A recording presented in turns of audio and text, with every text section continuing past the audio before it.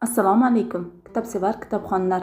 Biz Ohangaron shahar axborot kutubxona markazi sizlarga O'zbekiston Respublikasida xizmat ko'rsatgan san'at arbobi yozuvchi Sunnatulla Anorboyevning hayoti va ijodi haqida qisqacha ma'lumot beramiz.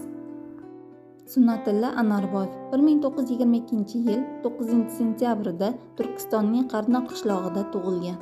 Bo'lajak adib Ikkinchi jahon urushidan qaytgach Nizomiy nomidagi Toshkent davlat pedagogika institutida tahsil oladi.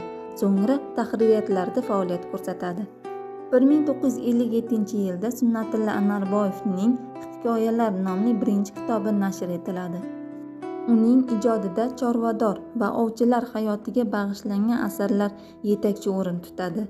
O'z mavzusiga sodiq yozuvchi asarlarida o'z-o'zini takrorlanmaydigan holda yangi obrazlar yaratadi.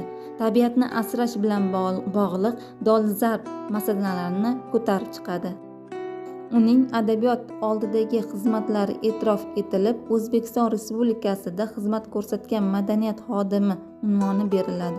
1999-yilda El-yurt hurmati ordeni bilan taqdirlangan. Sunnatulla Anorboyev 2003-yili 30-martda vafot etadi.